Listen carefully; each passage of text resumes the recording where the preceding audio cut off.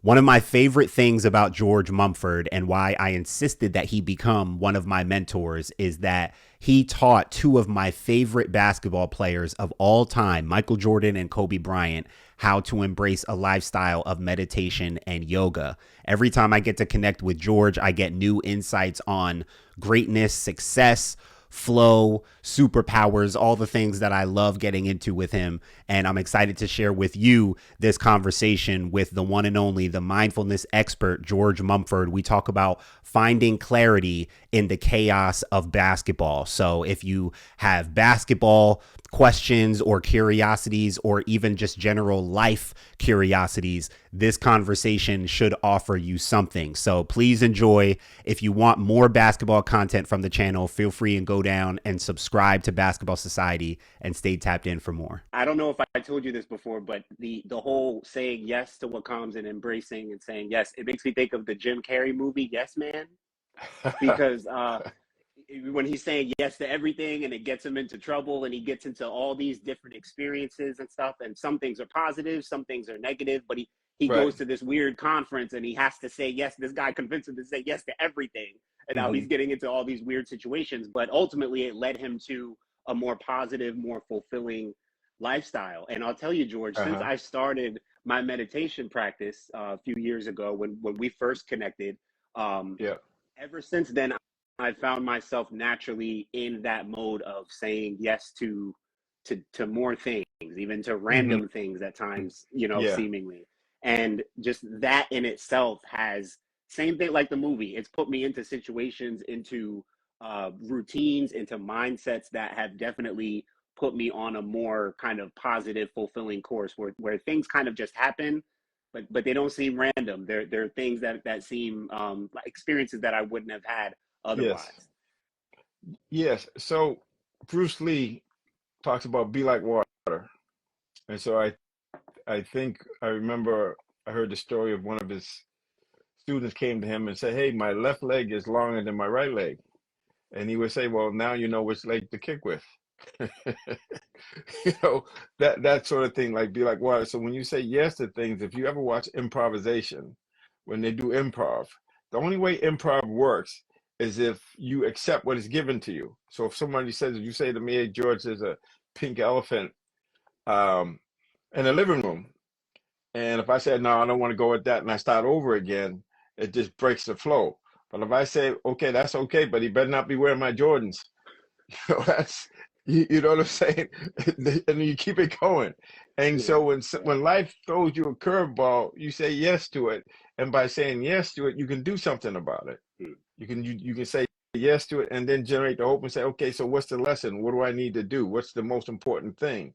So playing sports and in life, what happens is, and I'm thinking about it, you're playing and you don't get the call you want, or something bad happens, you have to say yes to it and make the next play. So it's always like, what's important now to win? What's important now? Make the next play. I don't care what happens. If you score a basket or a goal or you don't, you still have to make the next play. And to make the next play, you got to be in the moment. You got to embrace the moment as it is. And I say it's pregnant with possibility because just by showing up and saying yes to it, now you're in this state of openness where you'll see opportunities that are there. Whereas if you say no to it, you're focused on something else or yesterday or tomorrow, and the opportunity's in front of you and you don't see it because you're not there. And so there's something wonderful about saying yes to it, embracing it, and then make it work. Hmm. Yeah, George, I'm hearing more and more lately doing the work I'm doing. I get mostly messages and questions and requests from mostly high school players, Mhm. young basketball players, and you know how it is. I mean, it's almost always the same confidence, right? Yes. I played so well last week. It seems like sometimes I'm really good, and other times I don't play well. Consistency, right? Like all of the Hmm. same things, and of course there's no really one thing where it's like, well, do this and then everything will be easy breezy going forward, right? So it's Hmm. embracing Yeah. the challenges, the positives and the negatives. But I think Right. one thing that I said to a player recently, I think you'll appreciate, and this really just came to me in the moment as I'm listening to him describe his situation. He said he went into a practice and played really well felt like he was really his best self. And then when they went into games the following week, he wasn't playing well, something like that. So really, as he was describing it, I thought, and I asked him, I said, well, and I referenced even reading your book again, Unlocked, Hmm. which, by the way, I loved. You know, Mindful Athlete was fire, but this is the hot sauce right here, George. You did it with this one, boy. This is the one. This is the one right here. Yeah. The first thing I said to him, I'm like, yo, what was when you played well at practice, when you played well, take yourself back now and reflect on what was different about that moment or that day Hmm. or that Hmm. session. What did you do? And this is what I find interesting, George, because as athletes, a lot of us like to cling to our superstitions. You know, like if I hit Yes. 30 in a Yes. game, I might want to wear those Yeah. same socks every Yes. time, That's right. which I'm sure there's power behind that too, you know, but Hmm. we always want some hack or some, so we cling to those things because we want to feel like we're in that same place that we were in when we performed so well before. So I was asking this player, I said, you know, just start, what were you noticing, right? And that's one thing. Hmm. I was watching one of your At Home with George videos, and I think you said notice, relax, and then let go. I think Right. you were out of town. You were doing so you were just doing a short video. You were sharing something about you were going into something where you felt a Yeah. little pressure, a little nerves. Yeah. And the first thing you did was notice. Let me just notice the fact that I am nervous. Hmm. So with this player, I Right. said, what were you noticing about when you went into that session? Think back to what you noticed about what was different. I'm not just talking about what shoes you wore. I'm Hmm. talking about whatever you ate, however Right. you talked to your mom that day, whatever video game you play. I mean, literally take yourself back to noticing what made you feel that way in that Right. moment. And I think a lot of times that's what we're trying to offer, is like helping them to get to that same place where they Yeah. feel like it's all smooth. Right. And so, yeah, so it is to notice, because what you notice is interesting. I was just talking to one of my guys, and he's playing well, and I said, "Hey man, what's going on? How did you do that?" And he talked about being in the joy, the love of the game, being in the moment, and appreciating the opportunity to act, Mm, the opportunity to be chosen, because we take a lot of things for granted. We're not grateful for the fact that we have this ability to show up and express ourselves mm, honestly. And so when you notice that you're playing well, it's usually because you're in the moment and you're focused on what you're doing, not on how you're doing. mm, And so one of the problems with challenges of when you have a really good practice or a game is you try to replicate it instead of recognizing that it's the mindset you had and the opportunity you had to just be fully engaged in a moment, but expecting to do well, but just embracing it and enjoying it. And when I say embrace it, it's like enjoying it, being a joy, man, being the love that you love this game. You're doing what you love to do. How cool is that? yeah, yeah. I said to one of my guys, George, at one point, I'm like, guys, do you ever think about when you go in, like you get to hoop today? Like you get to Yes, hoop. Remember when we were kids and we were excited to you're just right. hoop? Yes, Do you guys ever, because you know it becomes a job, it's routine practices and right. conditioning, weightlifting, you know, it becomes that burden and that job. But like, do you guys ever take, because as we know, the power of gratitude, I Yes. mean, in science, there's real power into that. Have you guys ever gone into the game just really thinking about how much fun you're about to Hmm. have playing basketball and how different that is from like when you usually just go in and just do what you think you're supposed to do. Yeah, you just show up instead of realizing that you can, and this is interesting. Over the years, I've been doing this for a while, and I say to people, you ever notice that if you're playing basketball and you make a couple of shots, you get confident? I say, yeah. I said, well, you can be confident before you make the shots.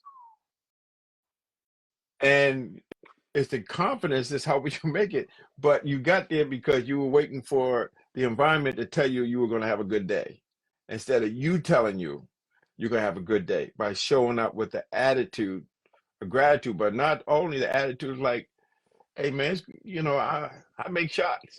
I'm gonna be confident before I make the shot. How about that? And I remember what it feels like, because when I was making shots in that practice and I felt good, that's what I got to remember, how it felt. and how confident I was and how excited I was, how I was looking forward to the activity. And maybe there's something to that. Maybe there's something to the attitude that I bring in. Maybe there's something to the expectation that I expect things to turn out well. Why? Because I put in the freaking work, as Kobe would say. I put in the work.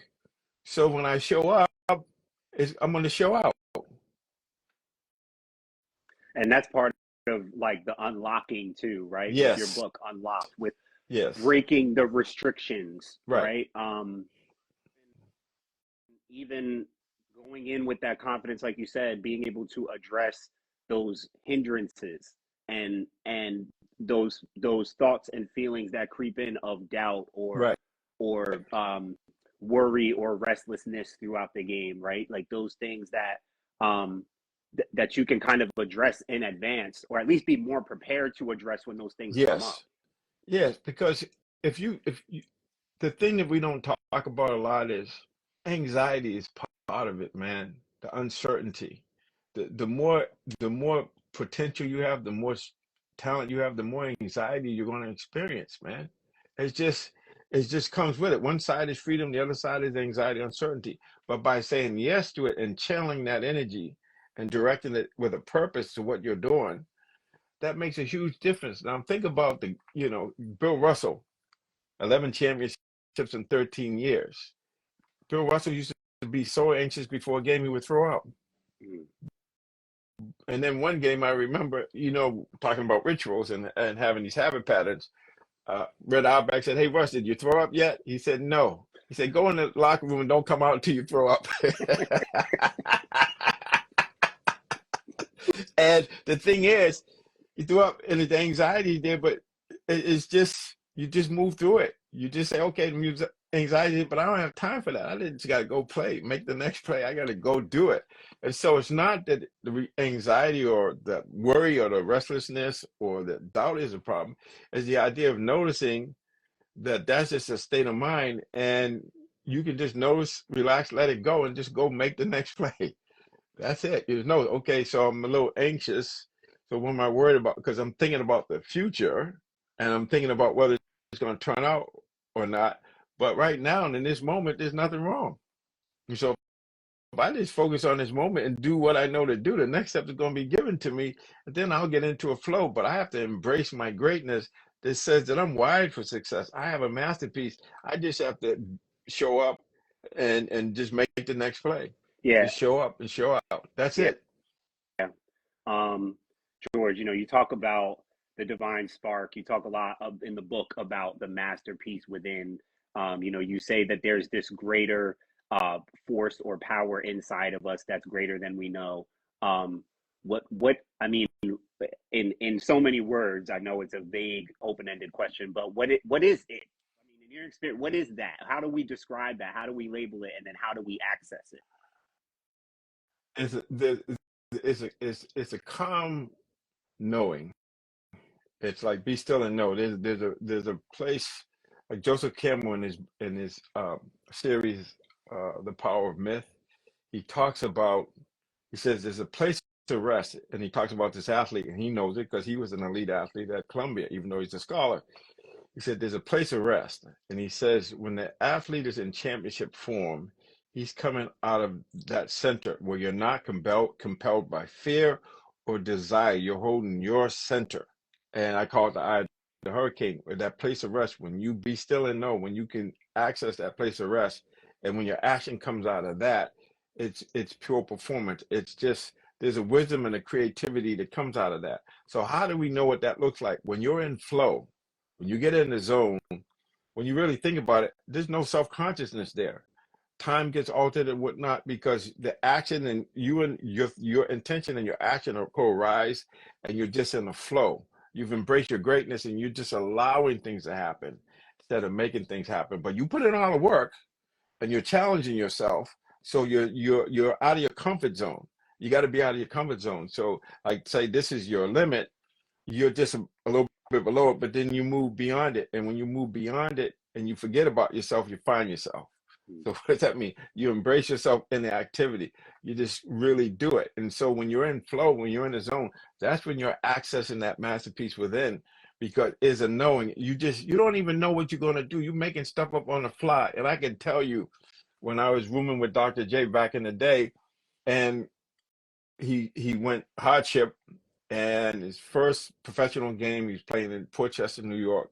We were at UMass, so a bunch of us got in the car and drove down there to watch him play. And his first semi-pro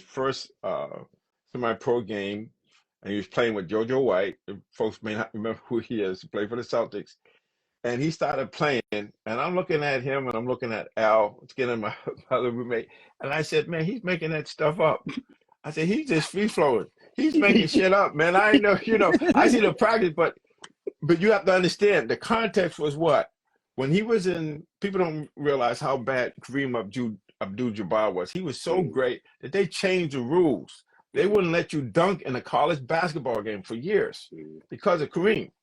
And so Jay played 2 years, and all he could do is finger rolls. He couldn't dunk in the game.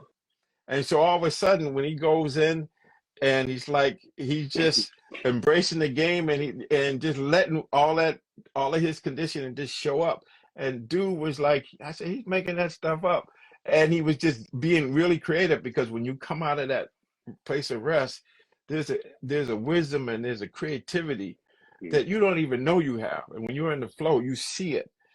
But there's a knowing, there's a calm knowing that knows what to do. You just see things, you have premonitions. You just playing because you're just going with the flow. You're letting your masterpiece express itself. And so that's rare when you get into that place and you see somebody got it going on and they're in the zone or they're unconscious. That's what they're talking about. That's a taste of that. That's a Yeah. taste of what's possible, because out of that rest, in the Bible it talks about be still and know, not just know God, but just be still and know. There's a quiet knowing that comes out of that be still and know, when we're not compelled by fear or desire. We're just holding our center and we're just letting things happen. We're being like water. We're being like improv. Whatever comes, we just embrace it and then we roll with it.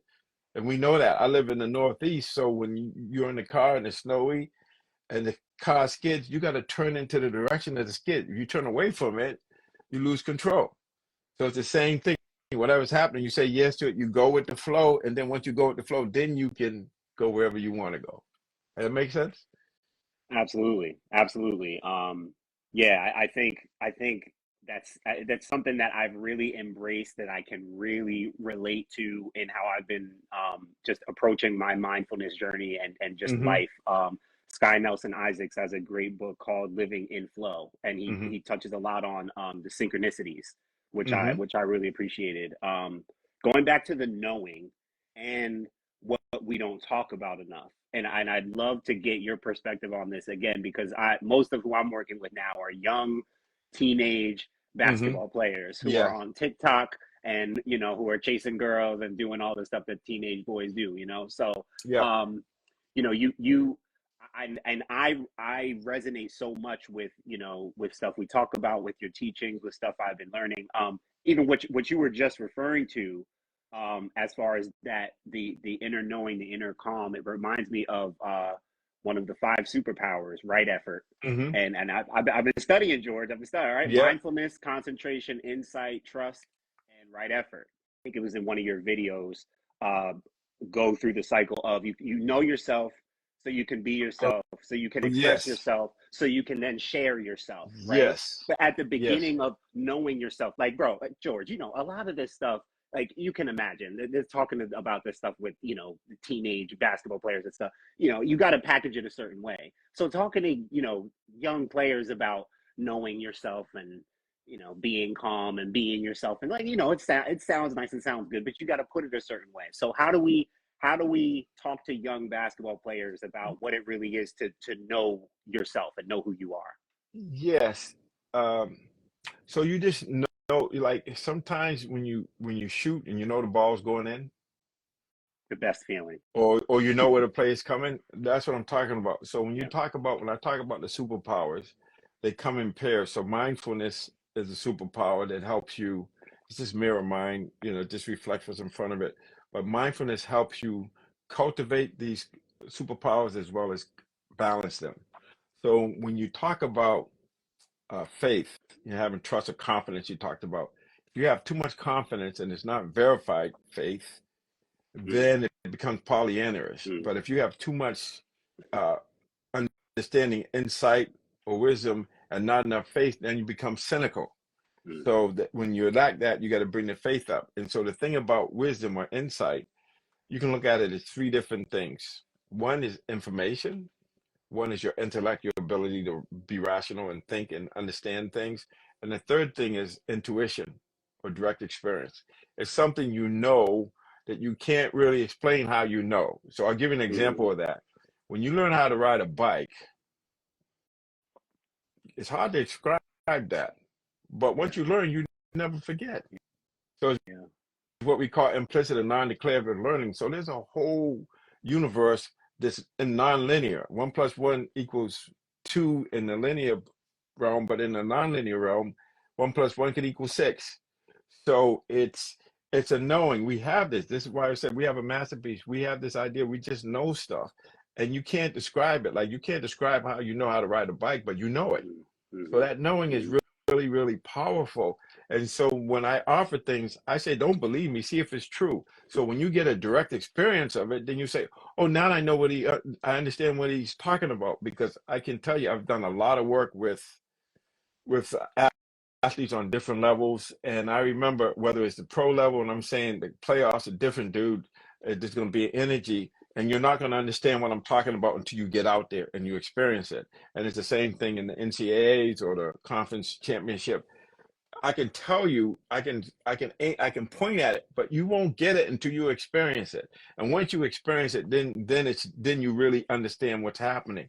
So there's a way of thinking about things, and then there's a way of experiencing things. And so what you mm, want to do is get to the place you experience. When you've been in flow and you've been in the zone, you might not be able to describe it, but you know it. So the knowing is really, really important. That's what makes us, our greatness is we know stuff. And the thing that we need to know is what we hold in mind, we manifest. And so as a man thinketh in his heart, so is he. So we have this ability that, and this is a book called The Strangest Secret, written by Earl Nightingale. You know what the strangest secret is? Any guess? We The become what we strangest think secret. about. We become Ooh. what we think about.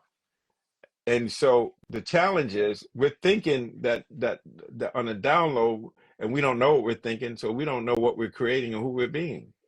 So the self-talk, so you got to start to see. So your thoughts are things, they lead to things, and we have this ability because we're humans. Whatever we hold in mind, that manifests. And so you are not what you think you are, but what you think you are.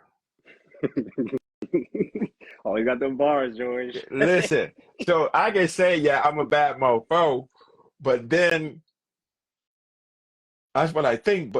But how I'm thinking, and I'm thinking on an inside, well, I'm not that good. I don't know how this is going to go. I'm not really good at this or that. That's who you are. That's who you're telling yourself who you are. So you can have an idea about what you are, but what you are actually holding in mind is who you become and what you do. So you see what I'm saying? So like people think, well, oh, you just started meditation practice. No, you've been meditating all your life, because according to that philosopher, Dr. Dre and Snoop Dogg, I got my mind on money, money on my mind. That's meditation. To meditate means to contemplate. To contemplate means to look at repeatedly or look at closely. So whatever you're meditating, whatever you're holding in mind, that's your meditation. And so if you know that, then our thoughts, Um, we got to be really clear about our yeah. thoughts. Does that make sense? I'm not trying to get too deep, but it's that simple. If you want to know who you are, just watch your thoughts. I'll tell you. Well, yeah, and spending time with my thoughts was something that I never considered before meditation. I didn't even know was a thing Yeah. until meditation, and I didn't realize how powerful that could be. Um, I want to talk about authenticity because you have a line in the book that says, excuse me, you have a line in the book that says, pure performance is really a quest for authenticity. Hmm. And it reminds me again of what we're talking about with like knowing yourself, being your true self, your authentic self. I like to say that a lot of players can't play their real game, or what they think is their real game, Mm-hmm. because they're Right. not being their real selves, or they're not Right. able to be their real selves, for any Right. number of reasons.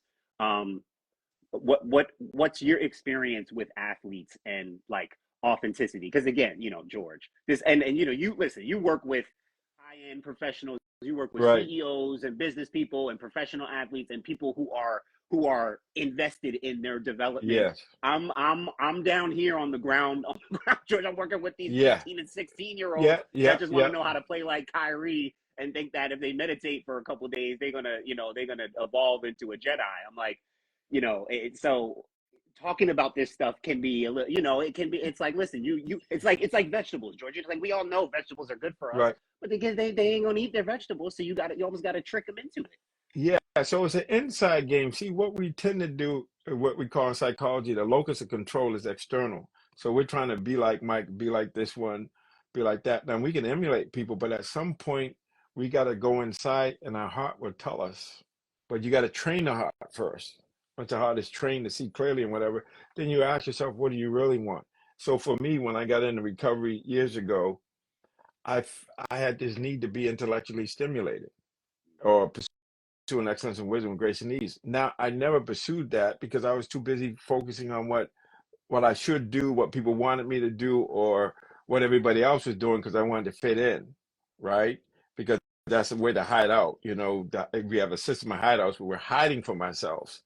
And so when Adam was walking in the Garden of Eden and Jesus and God asked him, Adam, wherefore art thou? He wasn't asking Adam where he was physically. He was saying, I've allotted you so many years in your life. What have you done? You see what I'm saying? Why were you not more like Adam? Why are you trying to be like Jose or whoever it is, Susie? You have to be yourself. And how do you know that? You got to go inside, and there's this still small voice inside that's easily drowned out because we got all the noise and clutter. But if we can be still and know and just go inside and listen to ourselves, listen to our heart, ask ourselves questions like, why am I here? What's my purpose? Because what I do with clients sometimes, as I say, if you only had 6 months to live, what would you be doing? There has to be a sense of urgency to go inside and to think about who you are, because if you don't know who you are, you could end up being anybody. And if you don't know where you're going, you could end up going anywhere. So why not take personal responsibility and choose who you want to be? And it's not like you say, oh, I'm going to be like this person, but you go inside and you listen to your heart, you follow your bliss, like Joseph Campbell talked about. Whoa, I feel I love doing this. This is what I love to do. And you have to do it with fearlessness, because people are going to push back, because the world will tell you who you should be or who they want you to be. But your first choice as a leader is to choose to be yourself, to thine own self be true. And it takes tremendous courage to do that, because people will have this idea of who you are. And when you change, they change. So you get a lot of pushback. And the other thing you get is, one side of the coin is freedom. The other side is anxiety, uncertainty. And Soren Kierkegaard called it the alarming possibility of being able. Now think about what I just said, the alarming possibility of being able. You say if you're yourself, it'll be great. No, it's going to hurt. It's going to be uncomfortable. And that's why I talk about in the Mindful Athlete, get comfortable being uncomfortable. See, because if you're not out of your comfort zone, you're not learning. If you're not stretching yourself, you're not learning. And when you learn something, you just don't take knowledge. You actually transform. You actually change what it affects what you're doing or how you're thinking or how you're being. That's real learning. And as Yoda said to young Padawan, you have to unlearn everything you have learned. And that's what is challenging, because sometimes we think that what we know, the God is there, is all there is. And then if we say there's something else, then we feel like, well, were we wrong? No, it's just a process. It's a process of letting go. So that's why I say notice, relax, let go. Because what worked yesterday ain't working today. Right. If you think what I'm saying, you have the crossover, you keep doing the crossover, at some point they're going to get clipped to that, they're going to get hip to that, then you got to add something else to it. And so this is how smart we are. So you have to keep evolving. Things change, we need to change. And so we have this ability to recreate ourselves, but we got to be true to who we say we are, who we feel. Because when you're being yourself, you feel fully alive, you feel fully present, and you don't have those hindrances, as when you're in that relaxed alertness, and then you have access to that calm knowing. And there's a knowing to say, yeah, no, well, I was working as a financial analyst, and when I came to when I woke up, I was doing it, but my heart wasn't in it, and so it was hard for me to leave that. But once I left that, then it opened me up to do what I'm doing. So you got to notice, relax, let go. But if you notice, okay, I'm feeling that. No, I'm not feeling that. That still small voice says, yeah, that's what we need. Go for that.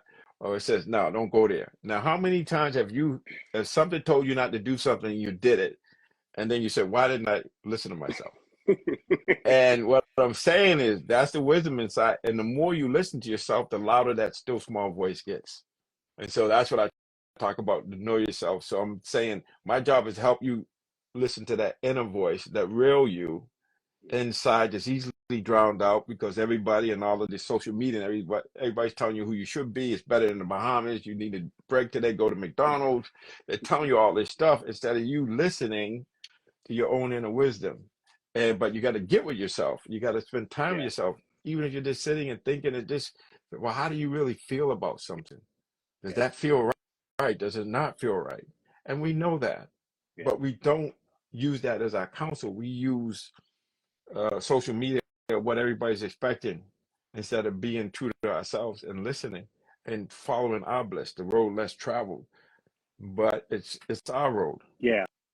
And I think spending time with yourself like that, like when players reach out to me, I listen to their situation, context, everyone is subjective, but the main thing I start with, I'm like, dude, we got to start meditating. I'm like, for the next week, I'll do it with you if I have to. But, and George, I say this to so many players. It's like players think, they say all the time that, people, we think we know that we always talk about separation season. Like we know that we got to spend time in the off season. We got to do things that other people don't do to give us the edge over others. I'm like, dude, none of these cats out here are meditating. So if you just start this, you're going to put yourself ahead automatically. You're doing something that other people in your age bracket are not doing. Right. So if that's even just a reason to do it, you're going to be doing something that no one else is doing. Before we even get into the benefits and practicing and stuff, let me just offer you something. And by the way, you don't have to pay. You don't have to, once you learn for yourself, you don't have to go in. You can do it right in your bedroom. That's you can right. do it anytime. That's right. And that's where we start to get access to the voice that we want. See, the so much of the world is drowning out the inner voice, but we want to amplify it. We get better access to it. So then when we get in the game, when we get into the chaos and the hecticness of a basketball game, our inner voice is louder. Our calm inner voice is louder, and we're more able to move and move through mistakes, come in confident, have successes, be more confident when we come in. Right, when we talk about like have the confidence making shots before you even make the shot. Right. That's right. That's what's and then so powerful, is that you get that access. And then also remembering past successes and replaying the good things. See, because the brain doesn't know the difference between what we experience and what we imagine or think about. And so if I take this glass case and I say that's an old-fashioned blackboard, and I take my hand and do that, you can feel it, right? But there's no blackboard there.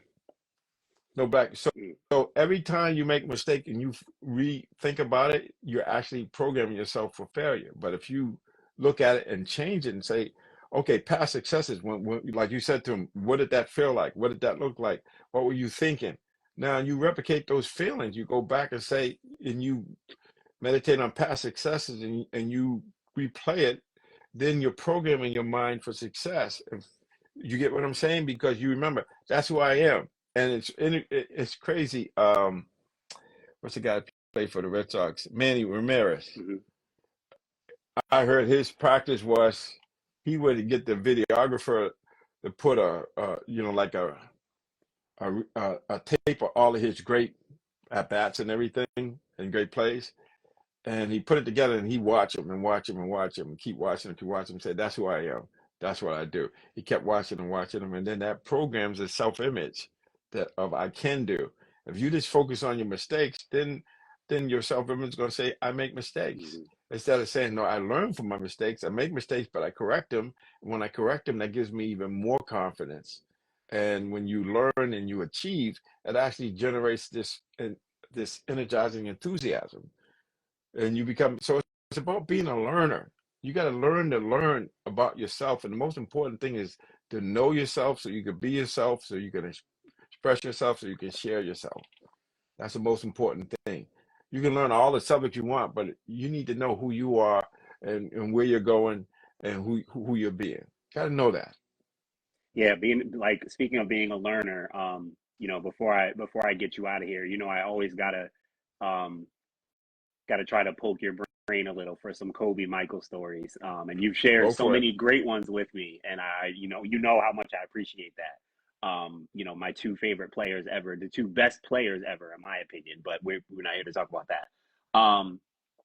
That beginner's mind, that learner's mind, because you talk Hmm. about how with Kobe and Michael, when you first introduced, and Michael was really interesting because he came in with the team. You had started working with the team during his absence, and then you That's were right. still there when he came in. So he was Right. coming into a situation where the guys were doing your stuff already, meditating and Right. yoga. And so he was brand new, but he's Michael. So you need him to kind of buy in and come in and do what the other guys are doing. But similar to Michael and Kobe, you said when you started with each of them, it was, right away they were curious, they were Hmm. listening, and they Hmm. were willing to practice and to learn. Yeah, that's a humility. It's a humbleness. A don't know or saying, I'm looking for the edge. I know there's more. There's more, but you have to have that sense of urgency. You have to be hungry. So I talk about, it's interesting because sometimes when I'm working with somebody or a team and they don't have core values, like if we talk about the Golden State Warriors when they were winning, I think their core values were mindfulness, or I forget. I think it was joy, mindfulness. I don't know which order it went, but something like that. Joy, mindfulness, compassion, competition, Mm-hmm. something in that order. And so I talk about the four H's. I talk about being happy because when you're happy, you get you into a resourceful state of mind. You see things clearly. We have the broaden and build theory. You actually have a happiness advantage. Healthy, and Mm-hmm. healthy to me is wholeness. It's like, so your body, your mind, heart, and soul, they all have to be in alignment. You have to exercise those four aspects of being, and being humble, knowing that you know some things, but there's a lot more you don't know. So you seek to understand. You are open to learning. Now it's interesting because when Bruce Lee was working with a couple of the actors back in the day, I think it was James Coburn and Steve McQueen, and he had him at his house, and he had a teacup, and he kept pouring the tea, and the tea was running all over the place. They said, "What you doing?" He said, "A full cup can receive nothing. An empty cup can receive everything." So his teaching was you stay empty, have an empty mind, not empty, but be open to all possibilities. Because even though you know a lot, just being moment is pregnant with possibility, and you might get something that you didn't see before. And so this idea of being humble is really important. And then the hungry, you have to have a sense of urgency. You have to go after it.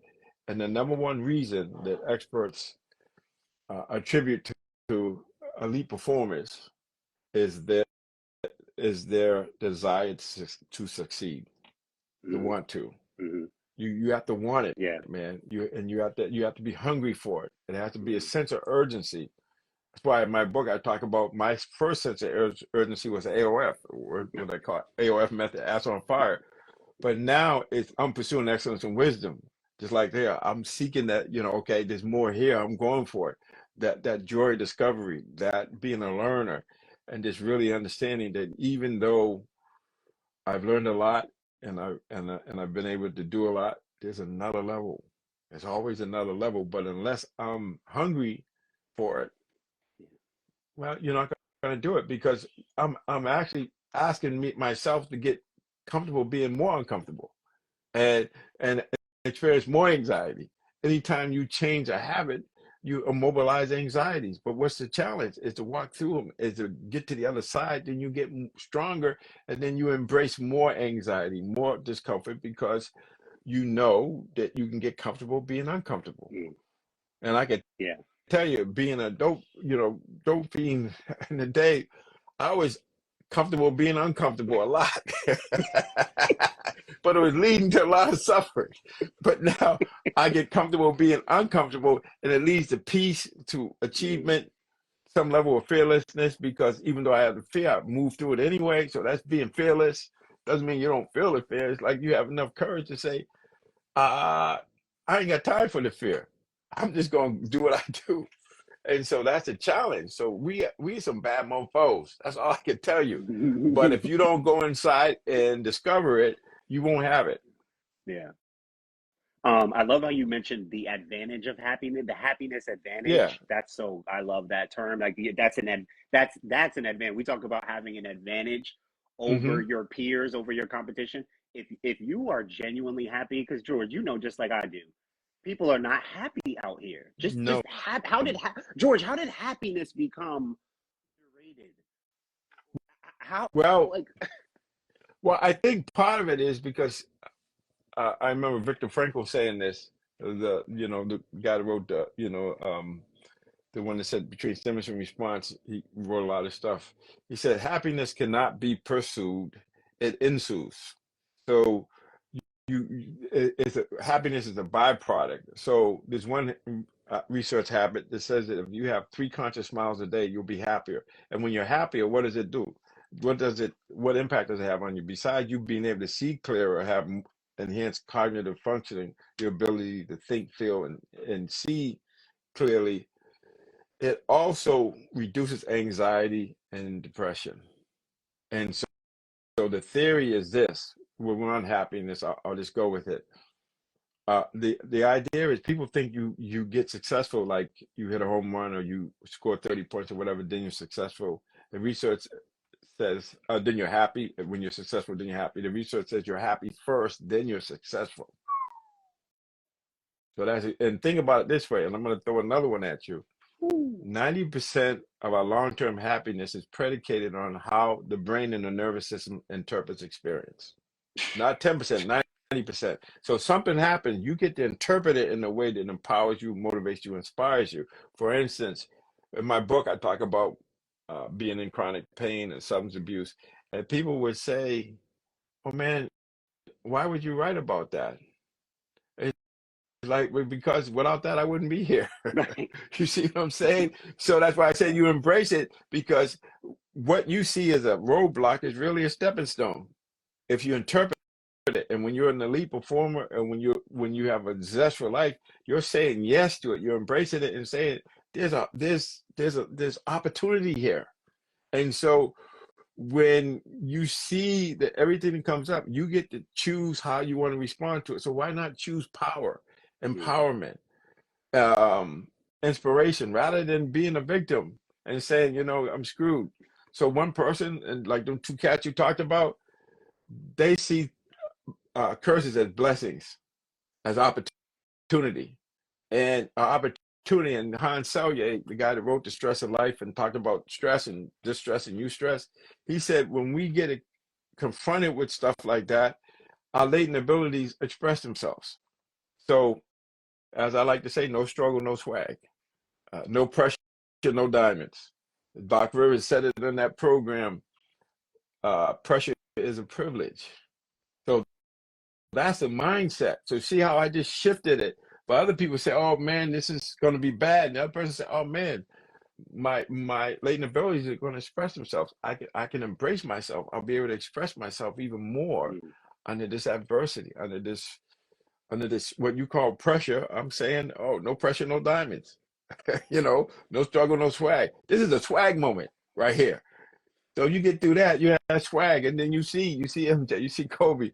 I remember I was working with this team, this football team, and one of the players, he's a tight end. He had a Achilles rupture or whatever, so he was in the weight room working out, doing this rehab, and I'm walking through the weight room, and he said, "Hey man, you got swag. You walking like you got swag." And I said, "Yeah, I earned that shit." See, I got swag. I earned that shit. That's a Right. swag Yeah. moment, man. I wasn't born with. I was earned. No, I earned man. it. I No, earned that. no. You Yeah. got to earn. It's like the only people that make money work for the men. Okay, the rest of us, we got to earn that shit. You earn money. You don't make money. You make money when you work in the mint. But if you don't work in the mint, you got to earn that. So that's it. That's it. If you don't Right, like what bro. you got, then you got to do something about it. But it's an inside job. Only you can do it. Yeah. And it's like you got to work with what you got, And then when I talk to players, I try to get as much of the picture as I can. because it's like their whole lives, George. You know, That's we're right. not just talking about basketball here. Any number of things in your whole life could be affecting your performance as a basketball player. That's why this work, this stuff that we talk about, the secret, the key that I love what I see with young players, what happens with them is like, I can start to introduce you to, and you may experience how this is going to help you as a basketball player. This is going to help you as a human being first, in life first. Then basketball is going to Amen. seem like a Amen. breeze. Amen. To be a mindful athlete, you got to be a mindful person, and it's got to be a way of life. It's got to be a way of being. It can't be a technique you just use of basketball. So when I work with, I don't care. That's why I can work with anybody. It could be NHL, NBA, could be entrepreneurs or not. It's about who you are, because who you are is the most important thing. How you show up, and so we're working on you. So the context might be this sport, but then it goes beyond that. Because last time I checked, we all have love, work, and play. And when they asked Sigmund Freud why he developed psychoanalysis, he said, "I want to help people love, work, and play at their highest capacity." So that's what this is about. It's like, so one part of your life affects everything else, who you are being, because as my friend John Kabat-Zinn wrote a book called "Wherever You Go, There You Are," and that's it. So if you know who you are and you're being who you are, it doesn't matter where you go, you're going to show. I'm kind of hip hop now a little bit, but you know what I'm saying. You know, show what you know. To know and not to act is not to know. To have faith without working it is dead faith. So it's about, you got to do the work. And when you do the work, or as Emerson said, do the thing and you will have the power. That's right. Effort. You just make the effort. Yeah. You say yes to it, and you just do it, and you get through it, and you get to a place where you start developing this strong self-efficacy belief, where you really come to realize that as long as, if you're not reacting to things, if you create space between stimulus and response, in that space you have the freedom and power to choose, and that little modicum of control increases. And then you realize, I don't care what happens to me, and yeah, somebody did something bad to me or whatever, but I get to choose my attitude.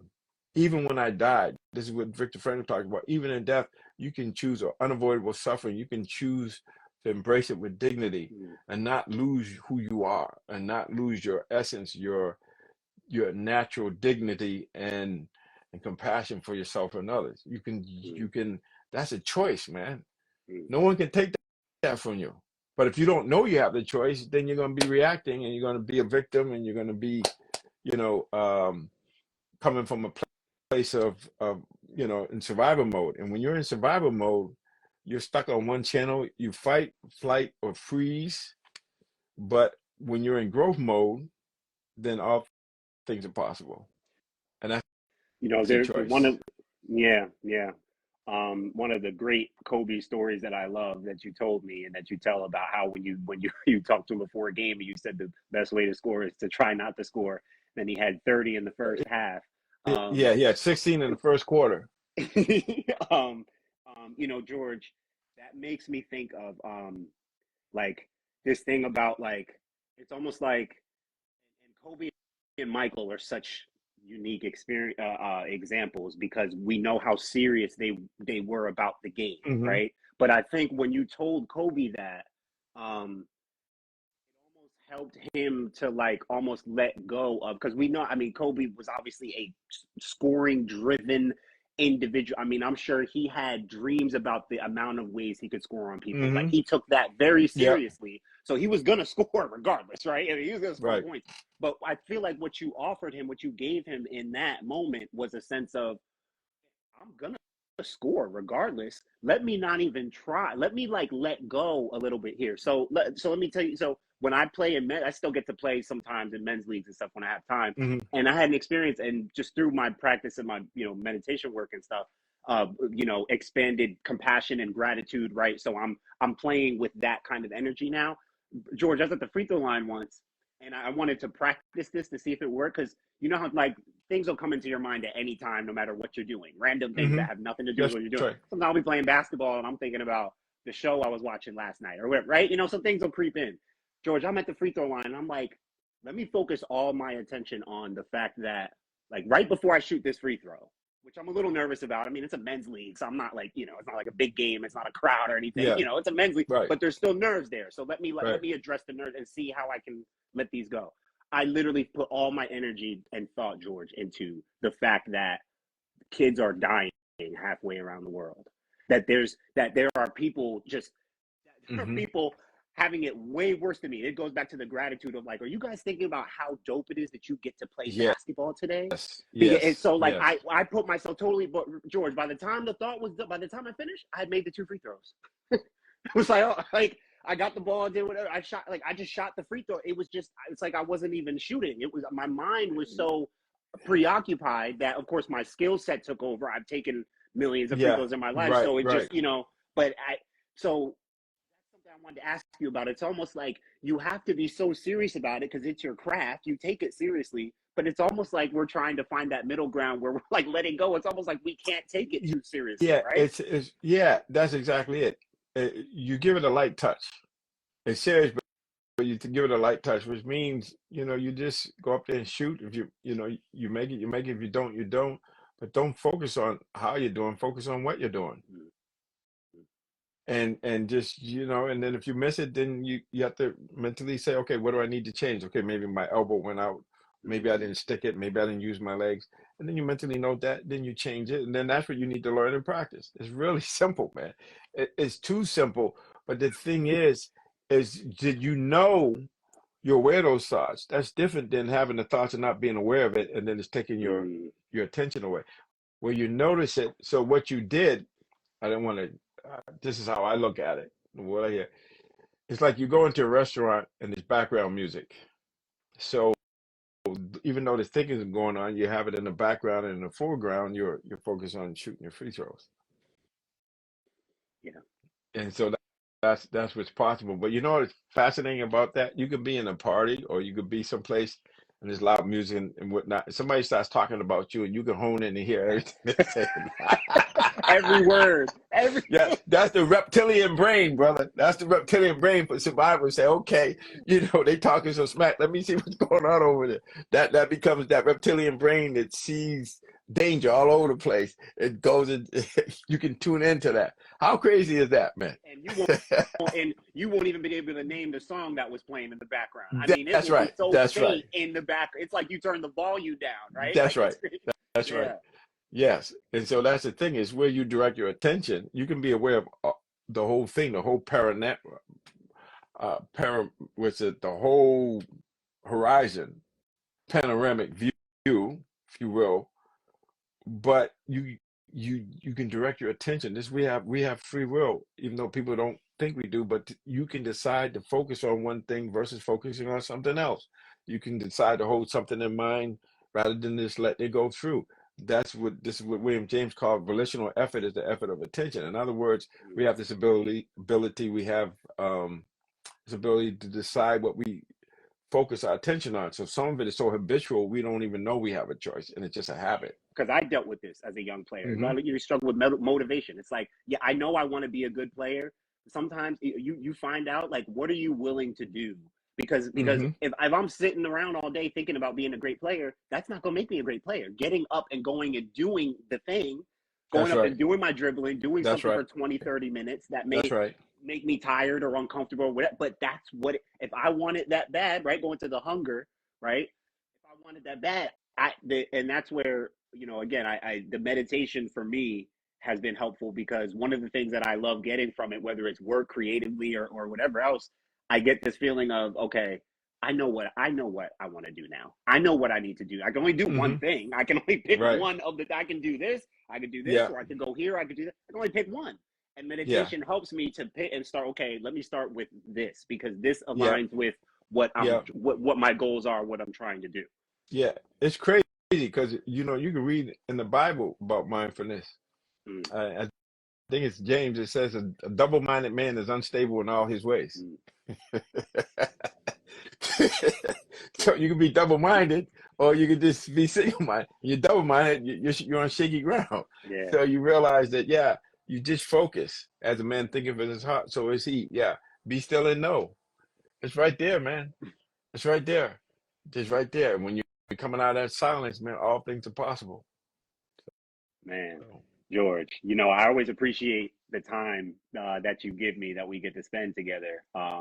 Again, I have to give love to your wonderful assistant Leah. She always gets back to me. yes, Where are you in the world right now, George? Are you I'm home? home in Newton. So I got home. Was it last night? Yeah, I was with my guys at Edmonton, and we close out the series on Wednesday, and here we are. Have a few days. I get to come home for a few days before I get back and start the next do the next thing. Awesome, man. So that's Awesome. it, man. So I'm so blessed to be able to be engaged and helping people find themselves, but being in the hunt, man, Yeah, having the opportunity to play and compete when everybody else is home or going fishing, that's pretty sweet, man. that's not too That's bad, pretty sweet. man. That's not too No, bad at not all. bad. And I haven't shot one basketball game. I haven't scored one goal. I had one assist. Uh, but all I do is help people be who they are. That's the unlocking. That's what it is. Help people embrace their greatness, find the flow, discover success. Subscribe to Basketball Society and stay tapped in.